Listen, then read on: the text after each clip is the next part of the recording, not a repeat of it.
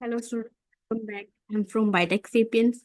सो आज हम डिस्कस करेंगे सेट पीजी जोलॉजी के क्वेश्चन पेपर को, जो कि 2024 में हुआ था और ये पेपर कंडक्ट कराया था पंजाब यूनिवर्सिटी ने। ठीक है।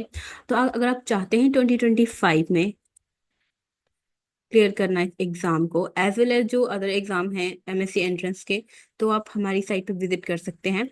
और ये साथ में CSIR, UCG NET, ICMR, DBT, GATE और IIT एग्जाम की भी तैयारी कराते हैं।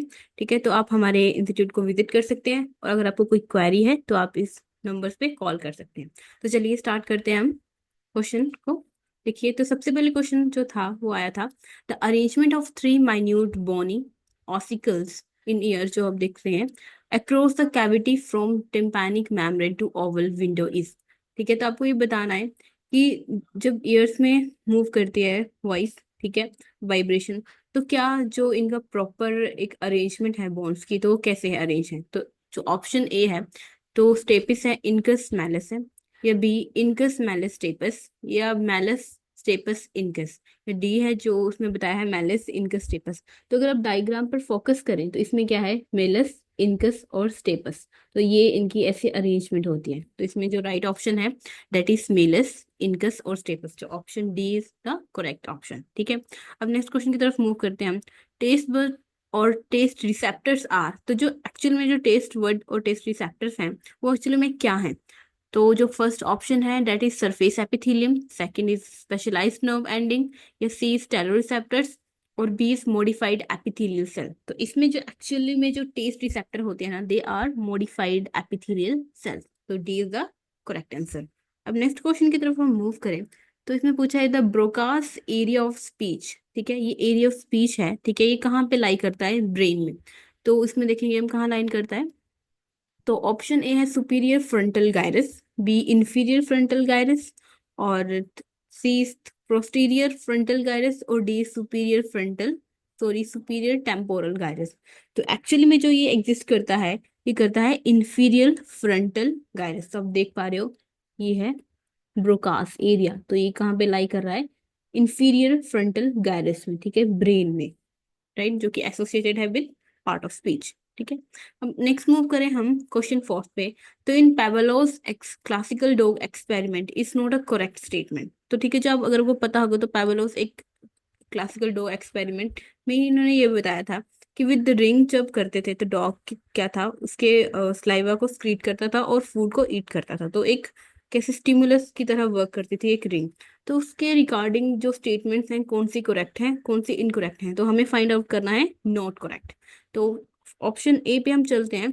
Introduction of food into dog's mouth, uncondition stimulus stimulation, और बी है रिफ्लेक्स सैलिवेशन स्लाइवेशन और अनकंडीशन रिफ्लेक्स, या ringing of bell alone condition stimulus, और flow of saliva in response to ringing. तो जो इसका राइट आंसर है दैट इज सी, तो ringing of bell alone condition stimulus. तो ये है इसका राइट आंसर।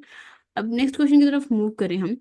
तो उसमें पूछा है maximum production of HCG occurs during, तो ये क्या है, एक हार्मोन है, ठीक है, ड्यूरिंग प्रेगनेंसी में रिलीज होता है।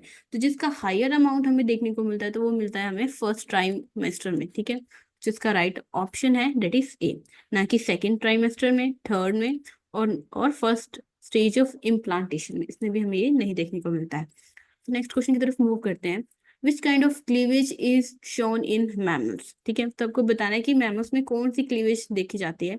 तो अगर इस डायग्राम की तरफ हम देखें तो दो तरह की क्लीवेज अभी तक हमें देखने को मिली है अभी, होलोब्लास्टिक और मीरोब्लास्टिक। ठीक है, और भी बहुत सारी हैं।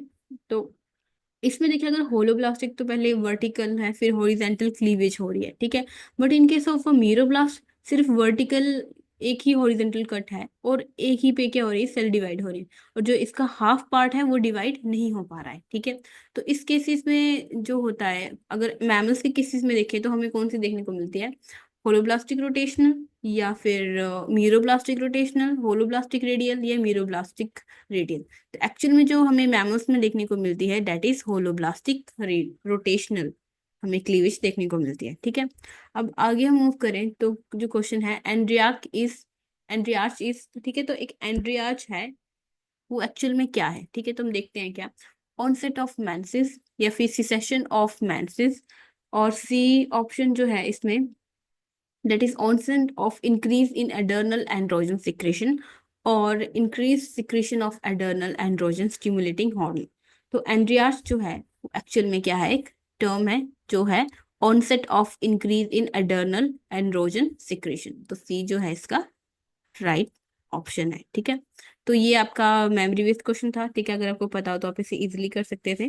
अब नेक्स्ट क्वेश्चन की तरफ मूव करें तो which cell is islets of pancreas creates somatostatin. So as we know जो पैनक्रियास है दे बोथ एक्टिंग एज क्या कर रहा है वो, एक्सोक्राइन भी वर्क कर रहा है और एंडोक्राइन भी वर्क कर रहा है। ठीक है, तो एक्सोक्राइन में तो आपके सारे इंजाइम्स आ गए। ठीक है, ग्लूकागोन इंसुलिन, और एंडोक्राइन में ये हार्मोन रिलीज करता है। तो अभी देखते हैं इस स्ट्रक्चर में पैनक्रियास की।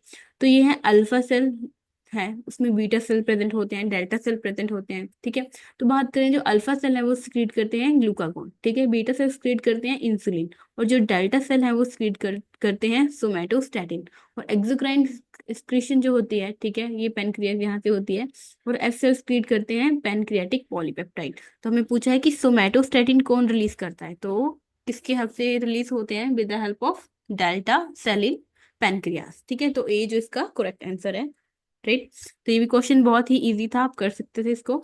अब नेक्स्ट क्वेश्चन की तरफ मूव करें। Which structure separate the parietal and temporal bone of the skull from the occipital bone. ठीक है, तो जो स्ट्रक्चर है ये, ठीक है, ये ऐसा कौन सा पार्ट है सब ब्रेन का जो पेराइटल और टेम्पोरल बोन को अलग करता है, कहाँ से, ऑक्सीपिटल से। ठीक है, तो आप देख पा रहे हो ये, तो इसमें जो इसका राइट आंसर है दैट इज लैम्बोडियल स्ट्रक्चर। ठीक है, तो ये है लैम्बोडियल स्ट्रक्चर। ठीक है, तो ये ऑक्सीपिटल पेराइटल, ठीक है, ऑक्सीपिटल पेराइटल फ्रंटल पार्ट। ठीक है, चूंकि फ्रंट पे है, ये पेराइटल है, ये टेम्पोरल, ये वाला टेम्पोरल है। ठीक है, और जो ऑक्सीपिटल होता है वो होता है बिलो, नीचे इसके, आंखों के बिल्कुल ऑपोजिट। ठीक है, तो जो इसको अलग करता है किससे, पेराइटल से और टेम्पोरल से।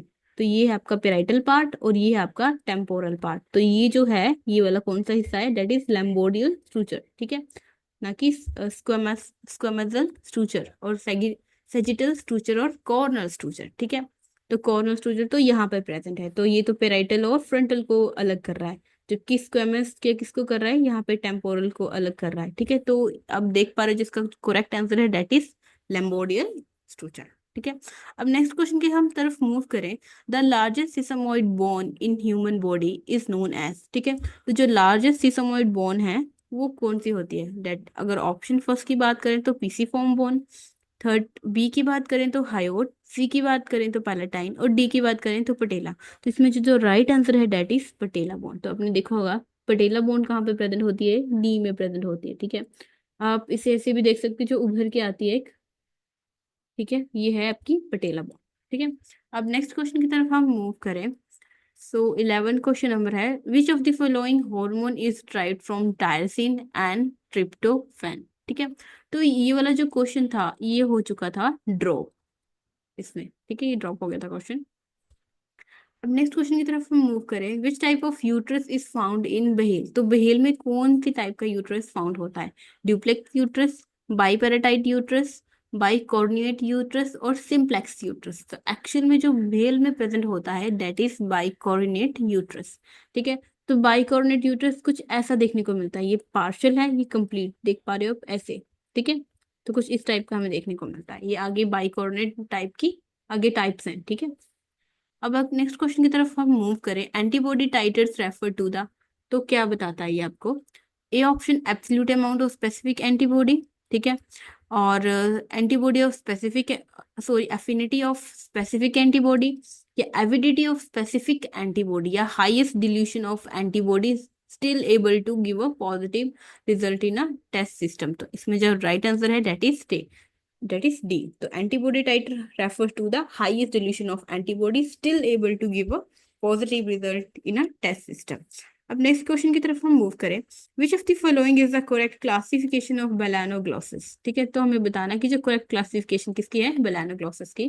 तो अगर एक ऑप्शन पे मूव करें हम, तो कोर्डेटा, हेमिकोर्डेटा, ये इंटेरो पेनिसेटा। ठीक है, और बी है आपका ऑप्शन कोर्डेटा वर्टिवेटा, वर्टिब्रेटा और enteropneusta, chordata hemichordata and pterobranchia, और कोर्डेटा सिफेलोन कॉर्डेटा और इंटेरोपेनिसेटा है। तो एक्चुअल में जो करेक्ट क्लासिफिकेशन है that is chordata, hemichordata and enteropneusta. तो ए है आपका करेक्ट आंसर। ठीक है, अब नेक्स्ट क्वेश्चन देखते हैं हम।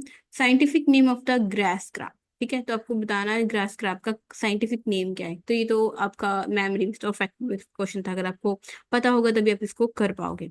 तो जो इसका एक्चुअल में नेम है साइंटिफिक दैट इज टीनोफाइरेनोगोडोन आइडेला। ठीक है, तो ये इसका करेक्ट नेम है, ना कि बाकी अदर ऑप्शन। अब नेक्स्ट क्वेश्चन की तरफ हम मूव करें। In which organ the biotransformation of arachidonates occurs the fastest. तो ये वाला जो क्वेश्चन था ये हो गया था ड्रॉप। ठीक है, ड्रॉप हो गया था ये क्वेश्चन। अब नेक्स्ट क्वेश्चन की हम तरफ मूव करें। Which of the following eco eicosanoids is a potent inhibitor of platelet aggregation. ठीक है, तो ऐसा कौन सा है इकोसोनोइड जो कि पोटेंट इनहिबिटर है प्लेटलेट एग्रीगेशन का। ठीक है, तो एक ही ऑप्शन की बात करें तो ये है PGE2, B PGI2, PGF2 alpha या TXA2। तो जिसका करेक्ट आंसर है डेट इज PGI2। ठीक है, तो ये आपका मेमोरी बेस्ड क्वेश्चन था, अगर आपने पढ़ा होगा तो आप इसको इजिली कर सकते थे। ठीक है, अब नेक्स्ट क्वेश्चन की हम बात करें। The prostaglandins and prostacyclin and thromboxanes are synthesized by the cyclic pathway involving the. तो जब इनकी फॉर्मेशन होती है, ठीक है, तो ऐसा कौन सा पाथवे, साइक्लिक पाथवे में से कौन सा स्टेप है या इंजाइम्स है जो सिंथेसाइज होता है। ठीक है, किसके हेल्प से बनते हैं। तो पहला देखते हैं हम option that is cyclooxygenase, B is lipoxygenase, C is phospholipase और डी इज एल्डोलेस। तो जिसका राइट आंसर है दैट इज साइक्लोऑक्सीजनेस। और जब हम various kind of pain killer को यूज करते हैं, एक्चुअली जो प्रोस्टाग्लैंडिन्स होती है ना, ये पेन को प्रोड्यूस करती है ह्यूमन बॉडी में और मैमल्स में। ठीक है, तो इसको रिड्यूस करने के लिए जब भी हम पेन किलर्स लेते हैं जैसे कि PCM, तो PCM जो होती है वो साइक्लोऑक्सीजिनेस को इनहिबिट करती है, जिसकी वजह से प्रोस्टाग्लैंडिन्स फॉर्म नहीं हो पाती और पेन नहीं हो पाती। ठीक है, तो एक्चुअल में जो हम PCM वगैरह लेते हैं, पेन किलर लेते हैं, तो साइक्लोऑक्सीजिनेस की एक्टिविटी को कंट्रोल करते हैं या इनहिबिट करते हैं। ठीक है, तो 18 आपका क्वेश्चन हो गया। अब नेक्स्ट क्वेश्चन की तरफ शिफ्ट करें हम। व्हेन टू और more harmful species mutually advertise themselves as a harmful.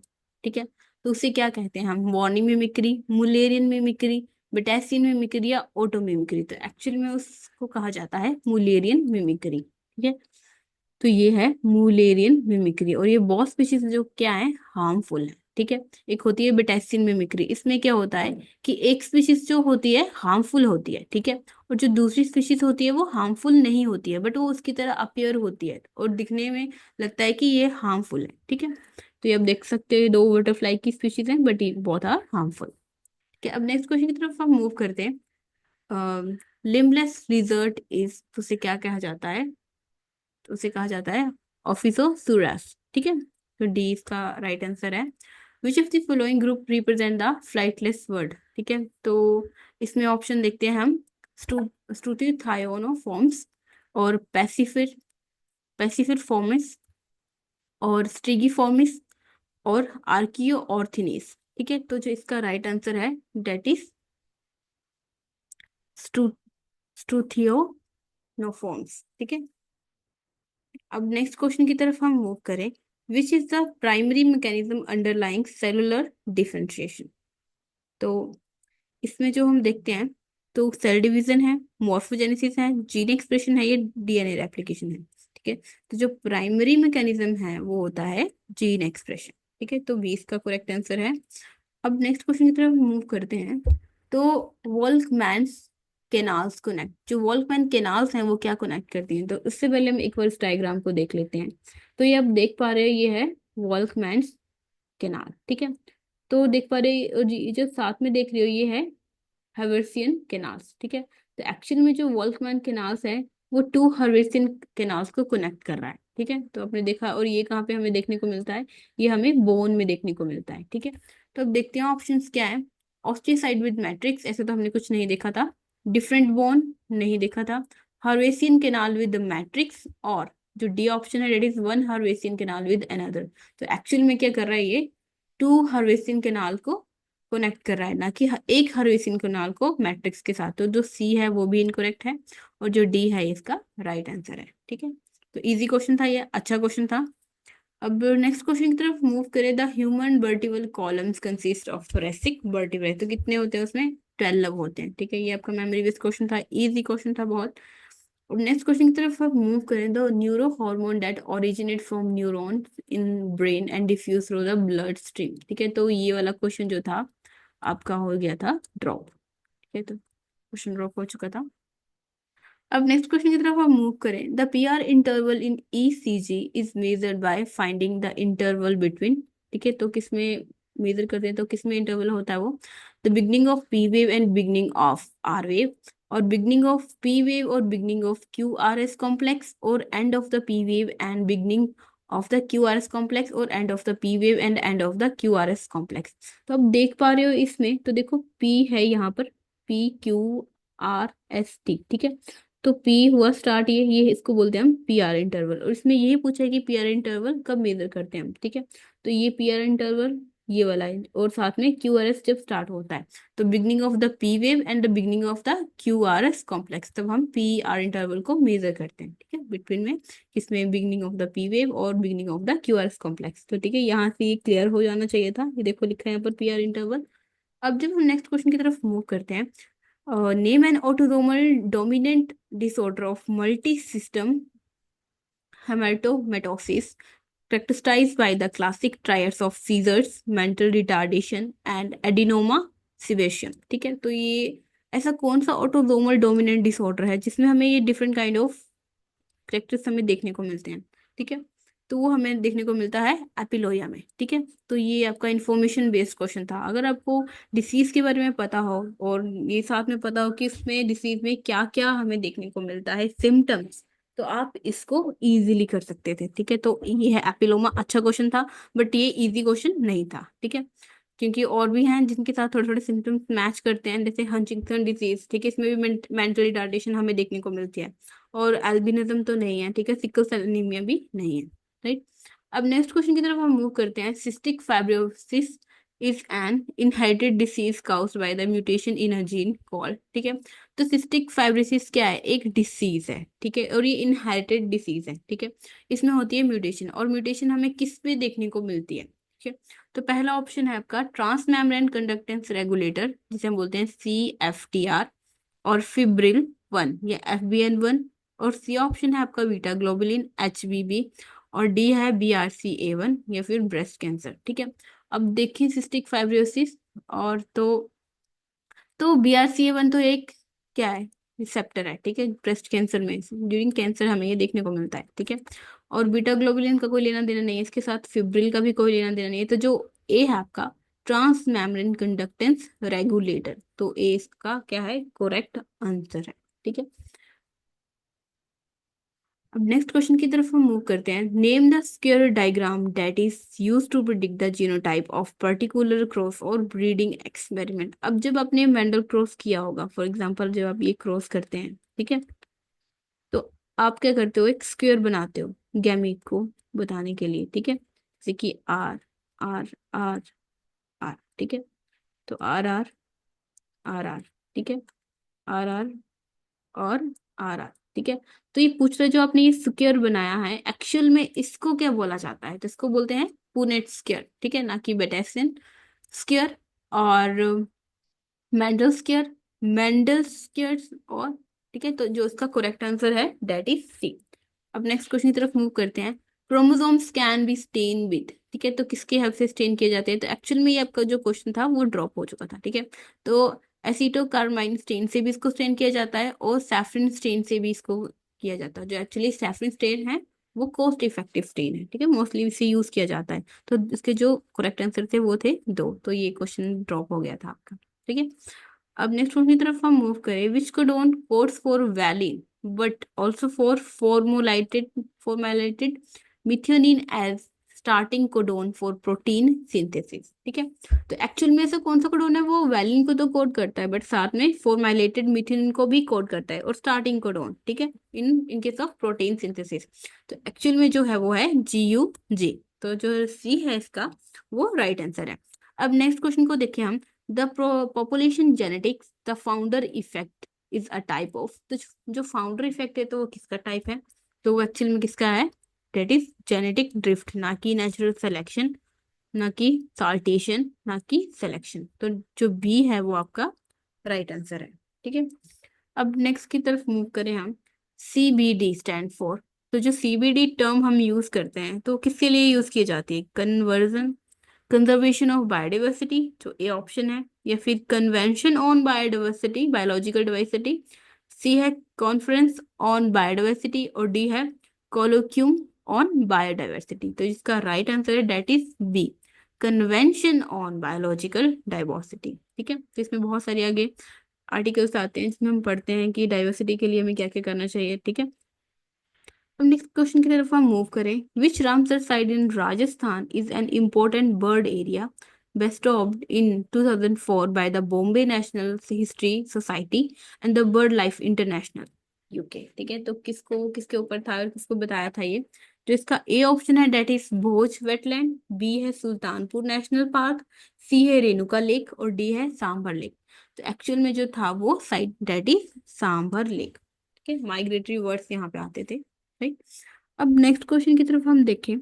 The norms secondary humoral response predominantly produce, तो किसके थ्रू रिप्रोड्यूस किया जाता है वो रिस्पॉन्स, प्रिडोमिनेटली किसके थ्रू प्रोड्यूस किया जाता है, वो होता है आईजीजी से। तो ए इसका करेक्ट आंसर है, ना कि आईजीएम, ना कि आईजीए, ना कि आईजीडी। अब नेक्स्ट क्वेश्चन देखते हैं। Which is the tracer in radio immuno assay, ठीक है, जिसे हम बोलते हैं रिया।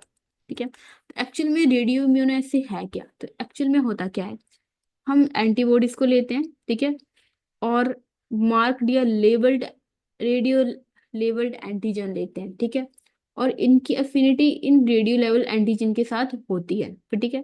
पर फॉर एग्जांपल अगर हमने कोई टेस्ट लेना है कि कोई ब्लड सैंपल लिया है, अगर उसमें कोई पर्टिकुलर एंटीजन है, तो इन एंटीबॉडीज की इन एंटीजन के साथ हायर अफिनिटी होगी एज कम्पेयर टू जो रेडियो लेवल्ड एंटीजन है। ठीक है, तो हमने क्या किया, एक सीरम लिया, सॉरी एक टेस्ट लिया, ठीक है, टेस्ट ट्यूब में हम क्या करते हैं, सबसे पहले अपनी जो डिजायर्ड एंटीबॉडी है, ठीक है, और जो साथ में रेडियो लेवल्ड एंटीजन है, ठीक है, उनको ऐड कर देते हैं। ठीक है, ऐड कर दिया, फिर कुछ टाइम के बाद क्या करते हैं, हम जो ब्लड सैंपल लिया या सीरम लिया उसको पुट करते हैं। अगर तो उस ब्लड में वो पर्टिकुलर एंटीजन होगा, तो क्या होगा, ये एंटीजन जो एंटीबॉडी और एंटीजन का कॉम्प्लेक्स बना होगा, इसमें एंटीजन को रिप्लेस कर देगा और खुद ऐड हो जाएगा। तो ये जो एंटीजन जब बहुत सारे हमें देखने को मिलते हैं, इनकी कंसंट्रेशन ज्यादा देखने को मिलती है, तो हम उनको कलेक्ट करते हैं, ठीक है, तब हमें पता लगता है कि जो ब्लड है किसी पर्सन का, उसको कोई पर्टिकुलर, या फिर फॉर एग्जांपल एचआईवी के केस में उसको एचआईवी है या नहीं है। ठीक है, तो हम ऐसे पता करते हैं। तो इसमें क्या ऑप्शन हैं आपके, radioactive antigen, radio labelled antibodies, unlabelled antigen, या फिर मोनोक्लोनल एंटीबॉडीज। तो हमें क्या देखने को मिलता है, that is radio active antigen, उसको हम ट्रेस करते हैं, तब हमें पता लगता है कि वो person that is infect with different kind of disease और नॉट, जो भी पर्टिकुलर हमें फाइंड आउट करनी होती है।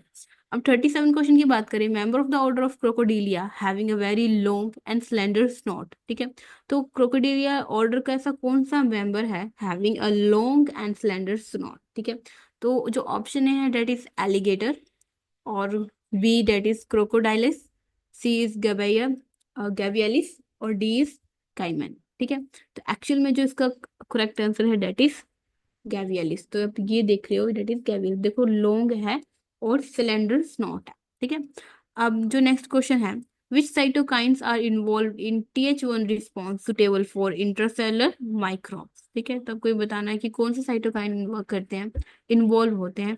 तो ए ऑप्शन है आपका IFN गामा ट्यूमर, और TNF means tumour necrosis factor alpha, और IL मीन्स इंटरल्यूकिन। ठीक है, बी है आपका IL4 IL5 और 13, सी है आपका IL17A 17F या 22, और डी है आपका TGF tumour growth factors beta या IL10। तो जिसका राइट आंसर है डेट इज ए IFN और TNF अल्फा और IL2। तो ये आपका मेमोरी बेस्ड क्वेश्चन था, बट इजी नहीं था ये, ठीक है, क्योंकि इसमें कंफ्यूजन होने के बहुत सारा चांसेस थे। अब नेक्स्ट क्वेश्चन की तरफ हम देखें। तो autoimmune disease of neuromuscular junction, ठीक है, तो ऐसी कौन सी डिजीज होती है? इसमें है माइस्थीनिया ग्रेविस, मल्टीपल स्क्लेरोसिस, या गुड पोस्चर सिंड्रोम, या राइटर सिंड्रोम। तो एक्चुअल में जो हमें देखने को मिलता है ऑटोइम्यून डिसऑर्डर, उसमें होती है माइस्थीनिया ग्रेविस, ठीक है। और जो मल्टीपल स्क्लेरोसिस है वो भी ऑटोइम्यून हो सकती है, ऑटोइम्यून भी होती है, ठीक है। तो जो ए है इसका वो है राइट आंसर, ठीक है। अब नेक्स्ट मूव करते हैं हम क्वेश्चन की तरफ। विच पैथोजन एंड वेक्टर काउसा अमेरिकन ट्रिपेनोसोमियासिस, ठीक है। तो अमेरिकन ट्रिपेनोसोमियासिस कौन कॉज करता है? आपको वेक्टर बताना है और पैथोजन के बारे में बताना है। तो इसमें है trypanosoma cruzi spread by the triatomine bug, ये टाइप। और बी है इसका trypanosoma brucei spread by the tsetse fly, और trypanosoma evansi spread by the haematophagous fly, और trypanosoma equiperdum spread by the haematophagous fly, ठीक है। तो ये जब देख पा रहे हो ये है ट्राइएटोमाइन बग, ठीक है, और ये है ट्रिपेनोसोमा ब्रूजाई, ठीक है। तो जो ए है इसका वो है राइट आंसर। अब क्वेश्चन 41 पे मूव करते हैं। The Nobel prize in a medicine 2016 was awarded to, ठीक है। जो 2016 में नोबेल प्राइज की डिस्ट्रीब्यूशन हुई थी उनमें नोबेल प्राइज इन मेडिसिन 2016 में मिला था योशिनोरी को, ठीक है। और इनको किस वजह से मिला था? स्टडी ऑफ ऑटोफैगी के ऊपर। तो देखते हैं ऑप्शन क्या है। For the discovery of novel therapy against the filariasis and malaria, और for discovery of mechanisms of autophagy, और for work on circadian clocks, और for work on nucleoside based modification of mRNA. तो जो उसका B है वो है right answer. तो जिनको मिला था डेट इज योशिनोरी, और जिसपे मिला था डेट इज कॉन्सेप्ट वो क्या था? ऑटोफैगी। तो देखिए नोबेल प्राइज से भी क्वेश्चन आया हुआ है तो आप इसको देख सकते हो, ठीक है। जितने भी अभी तक नोबेल प्राइज जिनको मिले हैं आप एक लिस्ट तैयार करके कर सकते हो, एक क्वेश्चन वहां से आया है। अब नेक्स्ट क्वेश्चन की तरफ हम मूव करें तो A capsule often called mermaid's purse is made by, तो किसके थ्रू होता है वो? Butterfly, B Chinese paradise fish, C shark skate, some sharks and skates, और डी इज गौरमाइंड, गौरमाइंड, ठीक है। तो एक्चुअल में जिसका आंसर है that is C some shark and skates, ठीक है। द नेक्स्ट क्वेश्चन है which of the first transgenic fish FDA approved for commercial production sale and human. As we know transgenic means क्या है? उसमें manipulate किया गया है किसी जीन को, ठीक है, more than gene, more than one gene, ठीक है। तो कौन सा एफडीए ने अप्रूव किया था for commercial production sale and humans? तो इसमें जो इसका right answer that is aqua advantage salmon, ठीक है, ना कि गॉल ग्लोफिश, ना कि जापानीज राइस फिश, ना कि रेनबो ट्रॉट, ठीक है। तो ये जो आप देख पा रहे हो फिश, ये क्या है आपकी? एक्वा एडवांटेज सैल्मन, ठीक है, ये अप्रूव की थी। विच of the following should not be use for vermi composting, ठीक है। तो जब ड्यूरिंग वर्मी कंपोस्टिंग हम जो भी हाउस होल्ड में भी जो किचन से आते हैं, ठीक है, वेजिटेबल्स, ठीक है, तो हम उनको यूज करते हैं वर्मी कंपोस्टिंग के लिए। तो ऐसा क्या में एग्जाम्पल है जिनको यूज नहीं किया जाता है? ठीक है, तो जो फ्रूट्स, सिट्रस फ्रूट्स, या एक्शन या ग्रेन्स, एक्चुअल में जो नहीं यूज किया जाता है वो होता है सिट्रस फ्रूट, जो बी है इसका राइट आंसर। नेक्स्ट क्वेश्चन सिर्फ हम देखें, complement fixation is activated by, ठीक है, जो कॉम्प्लीमेंट फिक्सेशन होती है वो किसके थ्रू एक्टिवेटेड होती है? तो जो ऑप्शन है इट इज आईजीएम, ठीक है, एंटीबॉडी एम है, IgG antibody G, both antibody M and G, और all the 5 classes of antibody activate complex. तो आपको पता होगा जो एंटीबॉडीज हैं उसकी 5 क्लासेस हैं, ठीक है। इन 5 क्लासेस में 2 ही एंटीबॉडी ऐसी होती हैं जो कि कॉम्प्लीमेंट फिक्सेशन में वर्क करती हैं, और वो कौन सी हैं? That is IGN and IgG. तो जो सी है इसका राइट आंसर है। अब क्वेश्चन नंबर 46 की बात करते हैं हम।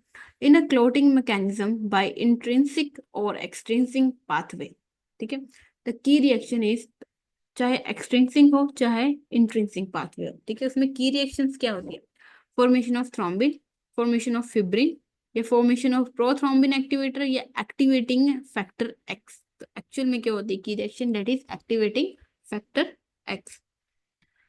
membrane curvature induced by the proximity of which anionic phospholipid can initiate endocytosis. ठीक है, तो इसको कवर करने से पहले आपको पता होना चाहिए जो प्लाज्मा मेम्ब्रेन होती है, ठीक है, उसमें होती है एक अपर लीफलेट, ठीक है, और एक होता है इनर लीफलेट। ठीक है, और आपको पता है कि इस पे क्या प्रेजेंट होती है, which kind of phospholipid present होते हैं, प्रोटीन्स प्रेजेंट होते हैं। ठीक है, तो आपको बताना है कि ऐसे कौन से फोस्फोलिपिड हैं जो कि इसमें एग्जांपल दिए हैं जो कि हेल्प करते हैं और इनिशिएट करते हैं एंडोसाइटोसिस को। ठीक है, अगर आपको पता हो तो ऑप्शन देख लेते हैं एक बार।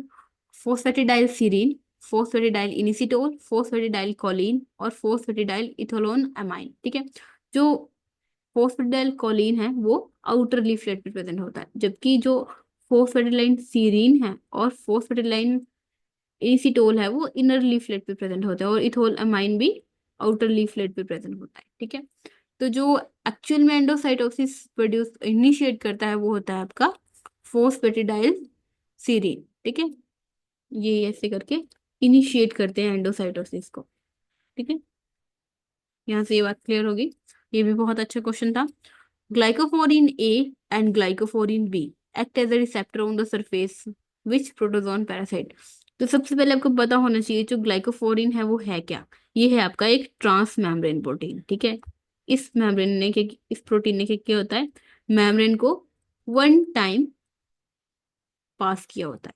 ठीक है, एक है ग्लाइकोफोरिन प्रोटीन ने, और ये जो आप ए और बी देख पा रहे हो ये इसकी टाइप है। ठीक है, तो आपको बताना है कि ऐसे कौन सा प्रोटोजोन पैरासाइट है जिसका जो ये ग्लाइकोफोरिन है रिसेप्टर की तरह वर्क करता है। तो देखते हैं इसके ऑप्शंस।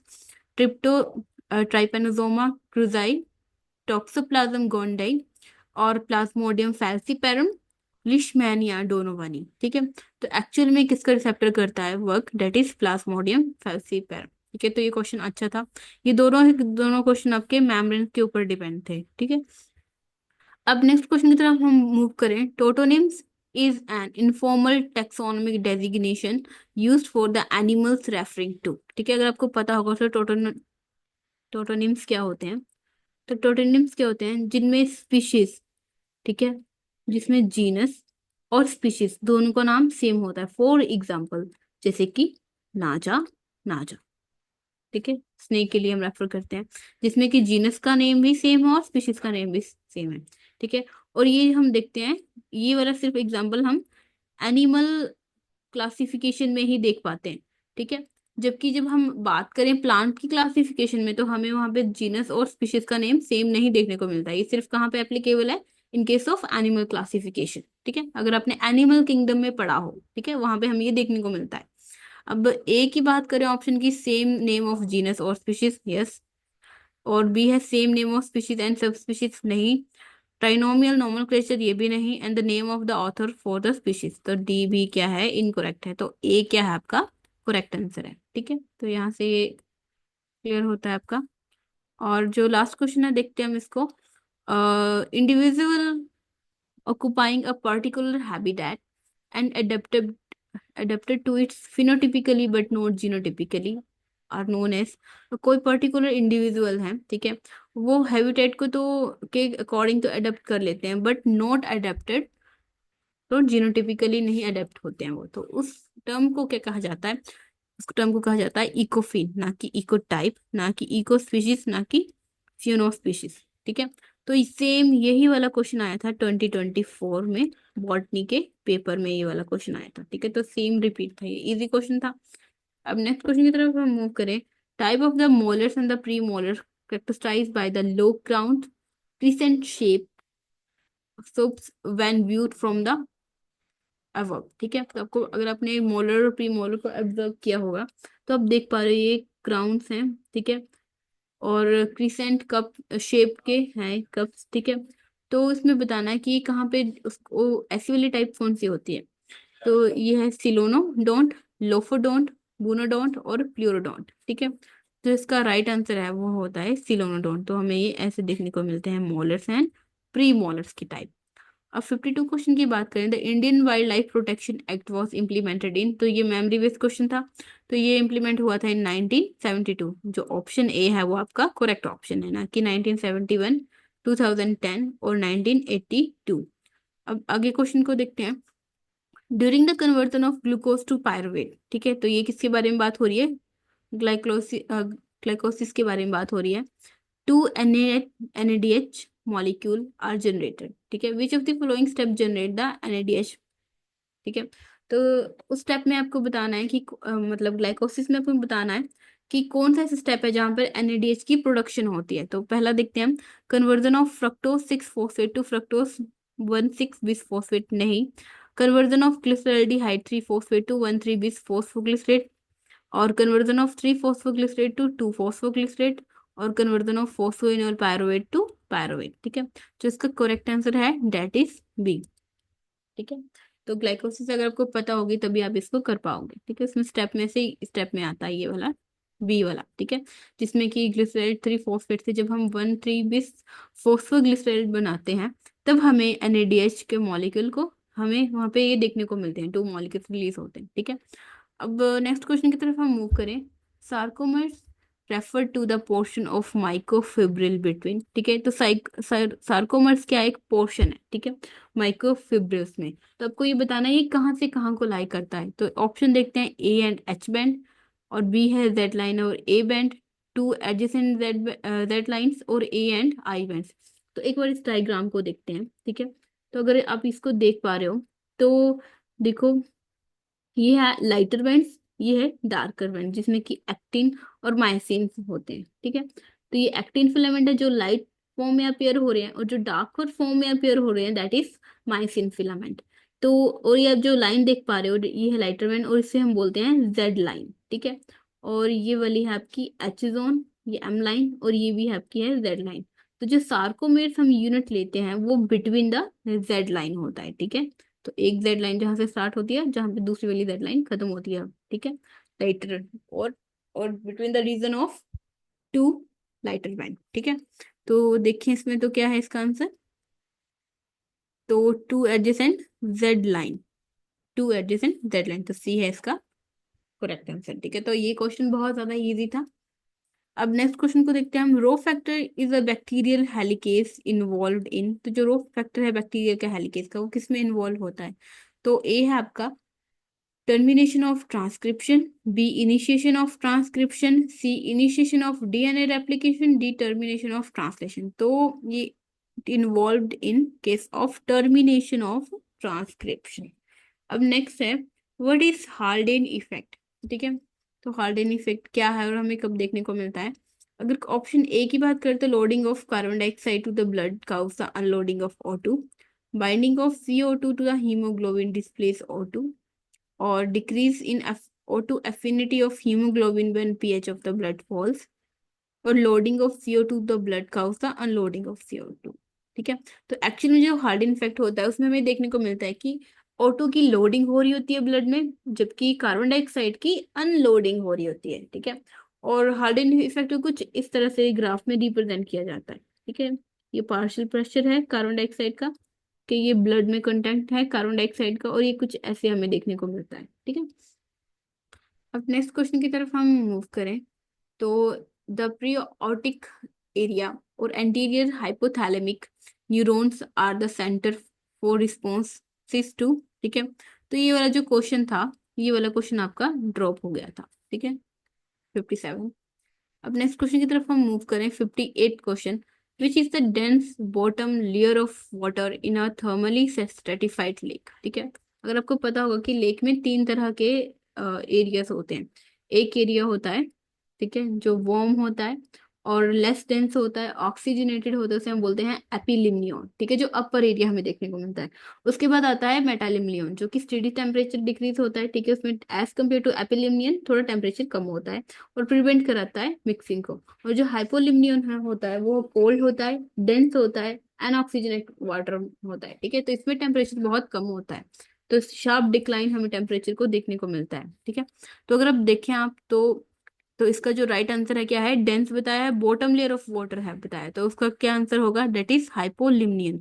और सेम क्वेश्चन ही बॉटनी के पेपर में भी आया था, ठीक है। तो दो क्वेश्चन जो थे वो रिपीट थे, राइट। अब 59 क्वेश्चन की बात करें तो chloragogen cell of earthworm are, तो वो क्या होते हैं? तो एक्चुअली में जो होते हैं present in coelomic fluid and are similar to the liver in vertebrates, ठीक है। तो ये मेमोरी बेस्ड क्वेश्चन था, थोड़ा डीप में था, पर ये क्वेश्चन अच्छा था, ठीक है। तो अब नेक्स्ट क्वेश्चन की बात करें, which checkpoint measure that all the cell are probably attach to the spindle, all the chromosomes are probably attached to the spindle fiber below before the cell division proceed। as you know during the cell division, ठीक है, जब chromosome क्या हो चुके होते हैं, replicate हो चुके होते हैं, मतलब डुप्लीकेट हो चुके हैं, ठीक है। तो किस किस के पास अटैच्ड हो चुके होते हैं, स्पिंडल फाइबर के साथ अटैच्ड हो चुके होते हैं, ठीक है। तो ऐसा कौन सा सेल साइकिल में चेक पॉइंट है जहां पर ये चेक किया जाता है कि the binding of spindle fibres with chromosome is correct, और है या नहीं है, ठीक है, प्रेजेंट है या नहीं है, ठीक है। So it occurs in M check point, ठीक है। तो इसे बोला जाता है माइटोटिक स्पिंडल चेक पॉइंट। और भी बहुत सारे चेक पॉइंट्स होते हैं, ठीक है, जैसे कि G1 check point, S check points और G2 चेक पॉइंट। तो जो जिसमें क्रोमोसोम को स्पेसिफिकली चेक किया जाता है कि binding with chromosome is occurred और नॉट, तो वो होता है एम चेक पॉइंट में, ठीक है। ये क्वेश्चन बहुत अच्छा था, ठीक है। अब नेक्स्ट क्वेश्चन की तरफ हम देखें, तो which of the following is a major reason of hemophilia I. तो वो कौन सा मेजर रीजन है, तो वो है एक्स लिंक्ड रिसेसिव डिसऑर्डर है, ठीक है, या फिर एक्स लिंक्ड डोमिनेंट डिसऑर्डर है, या Y linked dominant recessive disorder है, या ऑटोसोमल डिफेक्ट है। तो एक्चुअल में ये क्या है, ये है आपका एक्स लिंक्ड रिसेसिव डिसऑर्डर, ठीक है। तो ये डिसीज के ऊपर बेस्ड था जेनेटिक्स में। अब नेक्स्ट क्वेश्चन को देखते हैं, the morphology of tunicates and lancelets suggests that chordate pharyngeal slit appear to have functioned first as you know ये थे स्केल्स किस पे प्रेजेंट थे, और फिशेस के ऊपर प्रेजेंट थे, ठीक है। तो आपको बताना है कि जो फर्स्ट जब ये अपेयर्ड हुआ था तो वो क्या फंक्शन कर रहा था, ठीक है। तो देखें तो ए है आपका option suspension feeding device, B component of the jaw, और सी है आपका gill slits for respiration, D है portions of the inner ear, ठीक है। तो जो 62 का आंसर है वो है आपका सस्पेंशन और फीडिंग डिवाइस की तरह ये यूज किया जाता था स्लिट, ठीक है। अब नेक्स्ट क्वेश्चन की तरफ हम मूव करते हैं, तो capping of mRNA during the eukaryotic mRNA processing involve the addition of which of the nucleotide at the 5 end of the mRNA। अगर आपको पता होगा, आफ्टर रेप्लिकेशन के बाद क्या हो रहा है, ट्रांसक्रिप्शन हो रही है, ठीक है। तो ट्रांसक्रिप्शन में क्या प्रोड्यूस हो रहा है, आपके पास mRNA प्रोड्यूस हो रहा है। जब mRNA प्रोड्यूस होता है तो 5 प्राइम में क्या होता है, ग्वानिन पे क्या होता है, अटैच्ड हो जाता है मिथाइलेटेड, ठीक है। तो ये मिथाइलेटेड ग्वानिन जो होती है वो अटैच्ड होती है 5 प्राइम एंड पे, ताकि जो भी एक्सोन्यूक्लियस हैं एज वेल एज एंडोन्यूक्लियस हैं वो इस mRNA को ब्रेक ना कर पाए, ठीक है, ठीक है। तो इसमें ऑप्शंस देखते हैं, तो है ये है आपका मिथाइलेटेड एडेनिन, बी है आपका मिथाइलेटेड ग्वानिन, सी है आपका सेलिनोसिस्टीन, ये तो हार्मोन है, ठीक है, सॉरी ये तो अमीनो एसिड है, और डी है आपका फोरमाइल मिथ्योनिन, ठीक है। जिसका राइट आंसर है that is B, that is methylated guanine को ऐड करते हैं हम इस पे 5 एंड ऑफ द mRNA, ठीक है। तो यहाँ से ये क्लियर होता है। अब 64 क्वेश्चन की तरफ हम मूव करें, तो piping is a noise which is produce by, तो किसके थ्रू होती है, डेट इज वर्जिन क्वीन के थ्रू होती है, ठीक है। अब 65 क्वेश्चन को देखें, इन द कैम पाथवे या CMP pathway, cyclic CMP pathway, the G protein stimulate. अगर आपको पता होगा, जो cAMP cyclic path AMP pathway में जो जी प्रोटीन होती है, जैसे कोई रिसेप्टर, कोई सिग्नल आया, रिसेप्टर एक्टिवेट हुआ, उसने जब जी प्रोटीन को एक्टिवेट किया, तो जी प्रोटीन किसको एक्टिव करती है, एडिनाइल साइक्लेस को। और एडिनाइल साइक्लेस क्या करता है, जो भी ATP होती हैं उनको साइक्लिक AMP फॉर्म में कन्वर्ट कर देता है, ठीक है। तो जी प्रोटीन किसको स्टिमुलेट करती है, एडिनाइल साइक्लेस को, ठीक है। तो बी इसका करेक्ट है। और जो फोस्फोलाइपेज सी है, और एंडोप्लाज्मिक रेटिकुलम है, और कैल्मोडिलिन जो है वो आगे के प्रोसेस में आते हैं, कैस्केड में वर्क करते हैं, ठीक है। तो यहाँ से ये बात क्लियर होगी। अब क्वेश्चन नंबर 6 देखते हैं हम, तो ये जेनेटिक्स है, ये आपका न्यूमेरिकल है। Red here is a recessive trait in humans, ठीक है। In a randomly mating population in a Hardy-Weinberg equilibrium, approximately 9% of the individual are red hair, ठीक है। तो इसने पॉपुलेशन बताई है, जो रिसेसिव है पेरेंट्स, मतलब हैं जो पॉपुलेशन में रिसेसिव जो हैं उनकी 9% है, और what is the frequency of heterozygotes, तो फ्रीक्वेंसी ऑफ हेट्रोजाइगोट्स पूछा हुआ है, ठीक है। तो एक बार इसको क्वेश्चन को करके देखते हैं, ठीक है। तो हम मान लेते हैं कि जो आर आर है कैपिटल वो क्या है, डोमिनेंट, ठीक है। और जो स्मॉल आर है वो क्या है, रिसेसिव फॉर्म में है, ठीक है। और इन्होंने हमें क्या दिया हुआ है, 9% of individual are red hair, ठीक है। तो फ्रीक्वेंसी दी हुई है हमें इन्होंने इनकी, डेट इज 9% और 9/100, तो इसे हम 0.09 रख सकते हैं, ठीक है। तो ये तो एलिलिक फ्रीक्वेंसी मतलब बताई हुई है। अगर आपको पता होगा तो उसको कैसे फाइंड आउट करते हैं, p² + 2² + 2pq is equal to 1, ठीक है।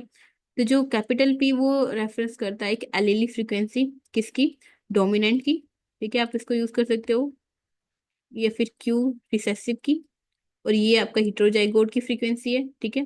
जो भी हिट्रोजाइगोट होते हैं पॉपुलेशन में, ठीक है। अब आपको बताया इन्होंने कि दिए जीनोटाइपिक फ्रीक्वेंसी दी हुई है, आपको एलीलिक फ्रीक्वेंसी निकालनी, मतलब एक सिंगल एलील की फ्रीक्वेंसी निकालनी, ठीक है।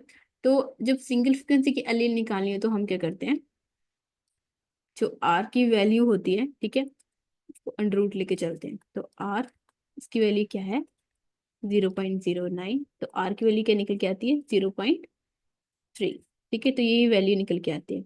और इसी के साथ हार्डी विनवर इक्वेशन के साथ ये भी एक इक्वेशन आती है, P + Q = 1, ठीक है। तो अगर P की वैल्यू, अगर हम इसको क्यू आर लेके चले, इसको कैपिटल आर लेके चले, अगर इसकी वैल्यू 0.3 आती है तो इसकी वैल्यू क्या होगी, 0.7, ठीक है। तो कैपिटल आर की वैल्यू क्या आ रही है, 0.7, तो यहाँ से ये क्लियर होगी। अब उन्होंने पूछा क्या है, so they are asking about the frequency of heterozygote, तो फ्रीक्वेंसी कितनी है हिट्रोजाइगोट की, तो देखो ये वाले फॉर्मूले में 2p के बारे में उन्होंने पूछा हुआ है कि कितनी है, तो देखो इसमें देखते हैं हम। तो 2 into, so p here is represented as 0.7 and q is 0.3, तो एक्चुअल में जिसकी वैल्यू आती है वो आती है 42, 0.42। अब they are asking about percentage, तो ठीक है 100, तो कितना हुआ टोटल, 42% जो पॉपुलेशन है इन केस ऑफ 100, तो उसमें 42% क्या आपकी हिट्रोजाइगोट है। सिमिलरली अगर उन्होंने क्यू डोमिनेंट के बारे में पूछा होता तो आप यहाँ से निकाल सकते थे, अगर रिसेसिव का तो उन्होंने दिया हुआ था, तो ऐसे क्वेश्चन ये इजीली सॉल्व कर सकते थे आप, ठीक है। ये क्वेश्चन इजी था, ठीक है। अब नेक्स्ट क्वेश्चन की तरफ हम देखें, विच of the following is order of horse, तो हॉर्स का ऑर्डर क्या होता है, दैट इज पेरिसोडेक्टाइला, ठीक है। तो ये आपका मेमोरी बेस्ड ही क्वेश्चन था, ना कि एरिटोडेक्टाइला, फिलोडेक्टाइला और सिंगुलेटा, ठीक है। तो ये ऑप्शंस नहीं है, जो करेक्ट ऑप्शन है वो आपका ए है, ठीक है। अब नेक्स्ट क्वेश्चन देखते हैं हम, Patau syndromes occur due to, जो पटाउ सिंड्रोम होता है वो किसके थ्रू होता है, so they are occur with the help of या with through trisomy of 13 chromosome, ठीक है। जो कि 18 होता है एडवर्ड, 21 होता है डाउन सिंड्रोम, ठीक है। ठीक है, तो जो इसका करेक्ट आंसर है वो है आपका ए। अब नेक्स्ट क्वेश्चन की तरफ हम देखें, डक्टस कोर्टियोसिस इज, ठीक है। तो क्या होता है डक्टस कोर्टियोसिस, एक्चुअली में जो डक्टस कोर्टियोसिस है ना, वो एक कंडीशन अपेयर होती है एम्ब्रियो में, ठीक है। जब एम्ब्रियो में हार्ट डिवेल्प हो रहा होता है ना, तभी कंडीशन अपेयर होती है। तो ये किसका पार्ट होता है, the part of lateral dorsal aorta between the third and fourth aortic arches. आपने देखा होगा कि जब हार्ट डिवेल्प हो रहा होता है बहुत सारी एरोटिक आर्चिस होती है, और जो थर्ड और फोर्थ होता है ना उनके बीच में ये एरिया होता है डक्टस कोर्टियोसिस, जो कि डिसअपेयर हो जाता है विद टाइम, जब जब फीटस जो है वो ग्रो करता है, ठीक है। तो ये एम्ब्रोनिक स्टेज में हमें देखने को मिलती है, ठीक है। जो इसका राइट आंसर है वो है आपका ए। अब नेक्स्ट क्वेश्चन जो है वो TN10 इज अ ट्रांसपोजोन, तो जो TN10 है वो एक ट्रांसपोजोन है, पर वो कौन से टाइप का ट्रांसपोजोन है, तो इसमें जो हम ऑप्शन देखते हैं वो है आपका कंपोजिट, बी इंसर्शन सीक्वेंस, सी नॉन कंपोजिट, या रिट्रो ट्रांसपोजोन। तो एक्चुअल में जो होता है वो कंपोजिट होता है। अब नेक्स्ट क्वेश्चन देखें हम, UV UVR ABCD is an example of which of the following type of DNA repair mechanism, ठीक है। तो आपको पता होगा जब DNA में कोई ब्रेक होता है या कोई मिस मैच हो जाता है तो DNA रिपेयर पाथवे होते हैं, उन्हीं पाथवेज में एक पाथवे होता है यूवीआर ABCD, ठीक है। तो किसका एग्जाम्पल है, एक है, ए ऑप्शन है आपका मिसमैच, बी है न्यूक्लियोटाइड एक्सीजन, सी है आपका एसओएस रिपेयर, या फिर डी है आपका फोटो रिएक्टिवेशन। ठीक है, तो इसमें जो इसका राइट आंसर है वो होता है आपका न्यूक्लियोटाइड एक्सीजन रिपेयर, जिसमें कि कुछ न्यूक्लियोटाइड को रिमूव कर दिया जाता है। उस केसेस में यूवीआर एबीसीडी एंजाइम्स आते हैं, प्रोटीन्स आती हैं, तो कुछ क्लीवेज करते हैं। ठीक है, और 3 to 5 में रिसेक्शन करते हैं, रिमूव करते हैं कुछ न्यूक्लियोटाइड को। ठीक है, और फिर से डीएनए की सिंथेसिस होती है, और ऐसे जो डीएनए को रिपेयर किया जाता है। ठीक है, तो बी इसका करेक्ट आंसर है। अब 72 क्वेश्चन की बात करते हैं हम। विच is the part of stomach in ruminants having have the gastric gland and is a true stomach. तो अब देख पा रहे हो ये एक काऊ है। ठीक है, रूमिनेंट एनिमल है। ठीक है, तो जो ऐसा कौन सा पार्ट है रूमिनेंट में, ठीक है, जो कि गैस्ट्रिक ग्लैंड की तरफ वर्क करता है और ट्रू स्टमक है, तो इसमें देखो जो एक्चुअल में जो होता है वो होता है एबोमसम। ठीक है, तो इसका जो राइट आंसर है वो है सी, ना कि ओमसम, रेटिकुलम और र्यूमन। राइट। अब tuatara belongs to which of the following order, तो किसको बिलोंग करता है? राइना, राइनोकोसिफेलिया। ठीक है, ना कि स्क्वेमेटा, टेस्ट्यूडिन्स और क्रोकोडिलिया। तो ये कुछ एग्जांपल थे, आपको ये कुछ क्वेश्चन थे, मतलब इजी तो नहीं थे ये क्वेश्चन, ये आपके मेमोरी बेस्ड क्वेश्चन थे। अगर आपने पढ़ा होगा तभी आप इसको कर पाओगे, अगर नहीं पढ़ा होगा तो ये नहीं कर पाओगे। अब क्वेश्चन नंबर जो 74 है, enzyme that play a critical role in gluconeogenesis from pyruvate. ठीक है, जब पायरुवेट से आप बनाते हो, ठीक है, ग्लूकोनियोजेनेसिस करते हैं, तो उसमें कौन सा एंजाइम जो है वो क्रिटिकल रोल प्ले करता है? Phosphofructokinase, B hexokinase, C pyruvate kinase, D pyruvate carboxylase. तो जो इसमें क्रिटिकल रोल प्ले करता है वो होता है आपका पायरुवेट कार्बोक्सिलेस। ठीक है, और जो लास्ट क्वेश्चन है, which desert is the largest dinosaur fossil reservoir in the world? तो आपको बताना है वो कौन सा है। Sahara desert, Kalahari desert, Atacama desert और मंगोलियन गोबी डेजर्ट। तो एक्चुअल में जो लार्जेस्ट डायनासोर फॉसिल रिजर्वायर है वो है आपका मंगोलियन गोबी डेजर्ट। तो ऑल ओवर पेपर आपका ना बहुत इजी था ना टफ था, आप इसको इजीली कर सकते थे अगर आपकी कमांड अच्छी हो आपके बेसिक के ऊपर और आपकी मेमोरी के ऊपर। ठीक है, तो हमारे चैनल पे बायोटेक सेपियंस पे, आप यूट्यूब पे आपको मिल जाएगा। उसमें आपने और भी बहुत सारे पेपर्स हैं। ठीक है, बॉटनी के हमने एक्सप्लेन किए हैं, और सीयू सेट पीजी के भी बहुत सारे पेपर हैं, जिसमें कि बॉटनी है, जोलॉजी है, बायोटेक्नोलॉजी है। और इसके साथ अगर आप गेट और सीएसआई नेट की प्रिपरेशन करना चाहते हैं तो आप हमें अप्रोच कर सकते हैं। ठीक है, सो थैंक यू स्टूडेंट्स, पढ़ते रहिए, और इस सीरीज में हम और भी क्वेश्चंस लेके आएंगे। ठीक है, क्वेश्चन पेपर और भी सब्जेक्ट के हम डील करेंगे। So thank you guys.